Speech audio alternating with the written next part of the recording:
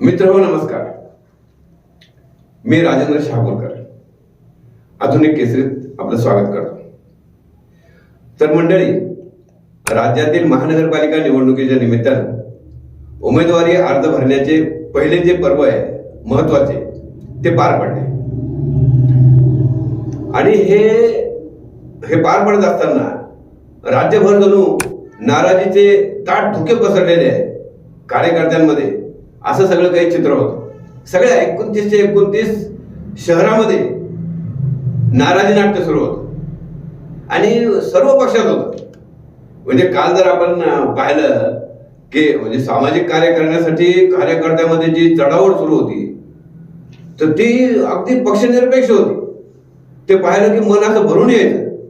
आपल्या संभाजीनगरमध्ये तर जनतेची सेवा करण्यासाठी इतकं सुरू झालं, इतकं म्हणजे हे की आपल्याला संधी मिळाली नाही जनसेवेची असे समजल्यावर निष्ठावंत कार्यकर्ते म्हणणारेच आपल्या पक्षातील ज्येष्ठ नेत्यांवर विष्ठा फेकू लागले. त्याच्यामध्ये काही जे अनुभवी होते त्यांनी काय केलं की दुसऱ्या पक्षाचे पर्याय शोधू लागले. काही जुन्या जाणत्या मंडळींना याच्यात यश सुद्धा मिळालं.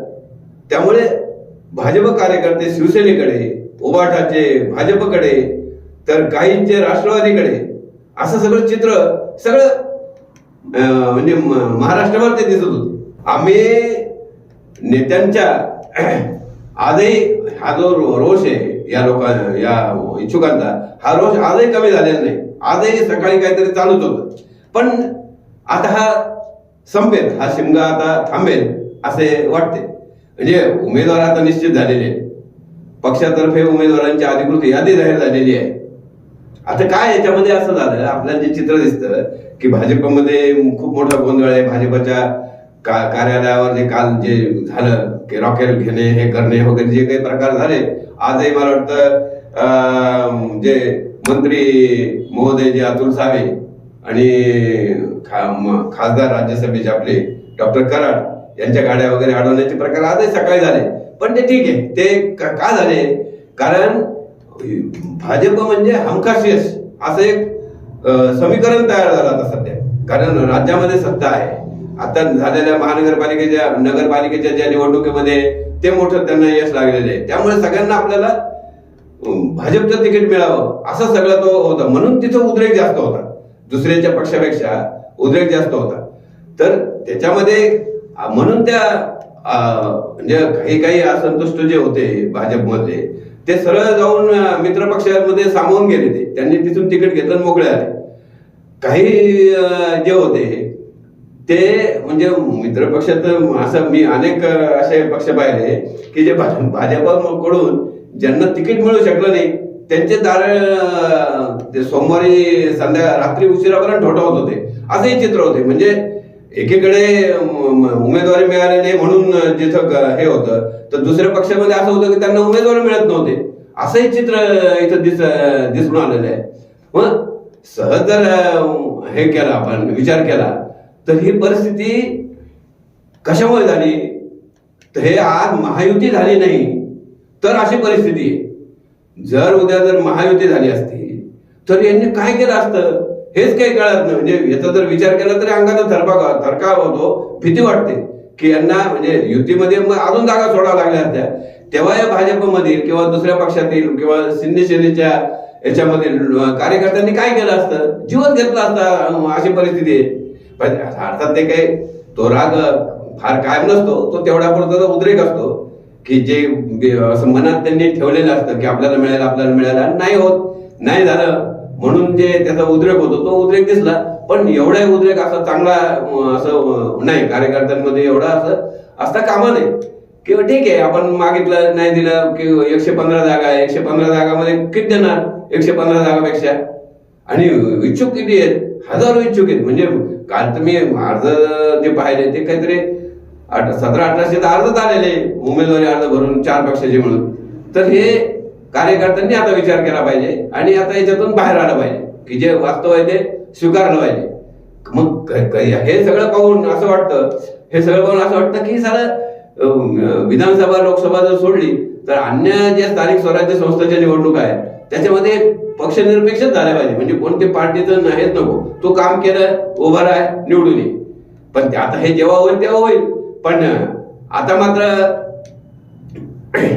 आता कार्यकर्त्यांनी हे स्वीकारावं असं वाटतं आणि नव्या वर्षामध्ये ते स्वीकारतील असंही म्हणजे दिसतंय. कारण आता ते हळूहळू तो रोष कमी होतोय. उमेदवारी न मिळाल्यामुळे नाराजी, हाणामाऱ्या हे प्रकार तर शेकड्याने आपण पाहायला मिळतात. म्हणजे या याच्यामध्ये जे ओएसएस असतं, जे सुखद एक अनुभव दिसला, तर तो अनुभव तुम्हाला सांगावा असा हा अविश्वसनीय अनुभव आहे. ते म्हणजे काय झालं, मुंबईच्या दादर वार्डात एक भाजप कार्यकर्ते आहे, तर तिनं वेगळीच उंची गाठली. अक्षता तेंडुलकर हे नाव बऱ्याच जणांना माहीत असेल, कारण यांनीमध्ये ते जे हे आहे म्हणजे काय फेरीवाले, बांगलादेशी फेरीवाले वगैरे, त्यांच्या विरोधात फार मोठं आंदोलन त्या महिला कार्यकर्त्यांनी उभारलं होतं. तर त्या अक्षताताई तेंडुलकर, ते या तेंडुलकरांचा खरं म्हणजे त्यांचा त्याच्यावर वार्डावर हक्कच होता. त्या दादरच्या जो त्यांचा वार्ड त्यांनी आणि त्यांनी भरलं पण होतं, फॉर्म पण भरला होता, त्या लोकप्रिय होत्या, सगळं होत्या. त्यांना उमेदवारी पण मिळाली असते, तो काही प्रश्नच नव्हता. पण काय झालं, हे जे युतीमध्ये हे शिवसेना आणि भाजपचे युती आहे तिथं मुंबईमध्ये, तर युतीमध्ये ही जागा सुटली शिंदेच्या शिवसेनेला. आता शिंदेच्या शिवसेनेला सुटली तरी पण म्हणजे मोठ्या लेवलला मुख्यमंत्री फडणवीस आणि एकनाथजी शिंदे यांनी मागे म्हणजे विधानसभेच्या निवडणुकीत सुद्धा असं केलं होतं.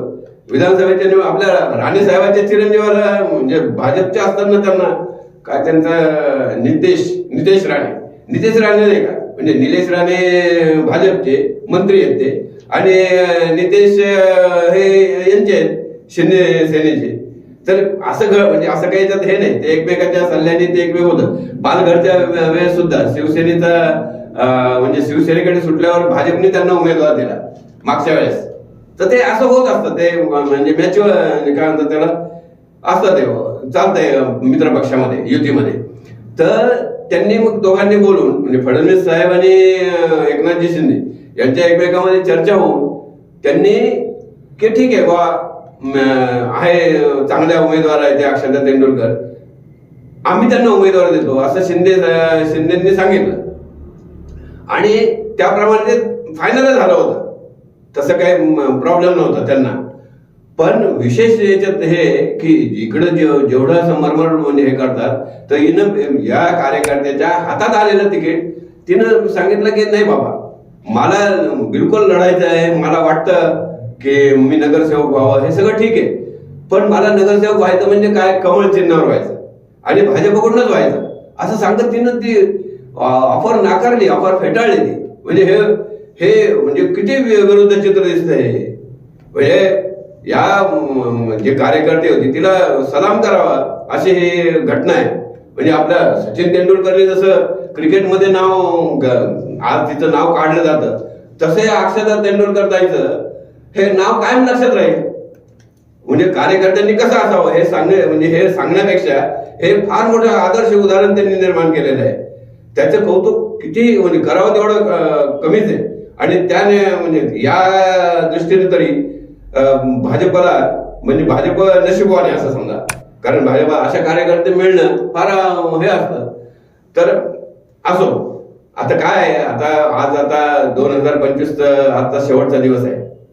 आता हा शेवटच्या दिवसाला निरोप देताना आपल्याकडून काही आगळीक होणार नाही याची आपण काळजी घेऊया. म्हणजे आज आता बंद झालं, आता ते झालं ना, नाराजी नाट्य वगैरे ते झालं संपलं. आता तर मंडळी आता आजच उमेदवाराची छाननी होईल, उमेदवारी अर्जाची छाननी होईल. ते कोणते बाद झाले, काय झाले ते आपल्याला कळेल. आणि मग आता नंतर मग जे काही कारवाई होत्या त्या जानेवारीमध्ये म्हणजे पुढच्या वर्षात जानेवारी 2026 मध्ये होतील. की 2 जानेवारीला ते अर्ज हे घेतील, मागे घेण्याची प्रक्रिया वगैरे ते पूर्ण होईल का. आणि 3 तारखेला चिन्ह वगैरे वाटप झालं की खरी मग या लढाई सुरू होईल. म्हणजे या जे उमेदवार आहेत यांच्या हातात मोजून 10 दिवस आहेत. म्हणजे 15 जानेवारीला तुमचं मतदान आहे आणि 16 जानेवारीला निकाल लागणार आहे. म्हणजे या जे तुमच्या 10 दिवसामध्ये प्रचार, घरोघरी प्रचार, सभा, नेत्यांच्या सभा हे सगळे इतके पॅक राहणार आहे की असे हा पहिला पंधरवडा म्हणजे गरमागरम वातावरण राहणार आहे. तर अशा वातावरणामध्ये आता आपण बघूया काय काय होतं काय काय नाही. म्हणजे आज काही कोणी भविष्यवेत्ता नाही की असं होईल तसं होईल असं सांगणार आहे, आणि ते सांगू पण नाही. जे होईल ते लोक एवढे समजदार असतात की ते बरोबर त्याचा निर्णय घेतील. तर तुर्तास आपण इथं थांबूया. आणि खूप आता गमती जमती सुरू होतील. निवडणुकीच्या निमित्तानं पुढारी येतील, सगळेच पक्षाचे नेते येतील, भाषणं करतील. ते भाषणात काय सांगतात, अरे अजून कोणी म्हणजे तुमचं ते आपण काय करणार या शहरासाठी हेच कोणी सांगत नाही. म्हणजे अजूनही कोणी सांगितलेलं नाहीये. तर आता हे सांगणं सुरू होईल. बघूया याच्यामध्ये पाणी पुरवठा हे पाणी पुरवठा इतक्या दिवसापासून चालला की ते अजूनही काही नीट पाण्याचे थेंब शहरवासियांच्या तोंडात काय अजून पडत. तर बघू आता काय काय ते सांगतात आणि लोक त्यांना कसं प्रतिक्रिया देतात, त्यावर लोक किती खरं मानतात, कोणाचं मानतात हे आता काही काळानंतर आपल्याला दिसेल. तर आपण आता तुर्त इथेच थांबूया. हा एक कसं वाटलं विवेचन, मला एक वेगळे पण वाटलं त्या तेंडुलकर ताईबद्दल, म्हणून मी ते मुद्दामून उदाहरण दिलं. तर असं दिसत नाही. तर मित्र हो, लाईक करा. आता हे सांगावं लागणार आहे नेहमीच. सबस्क्राईब करा, शेअर करा. तर भेटूया आपण. धन्यवाद.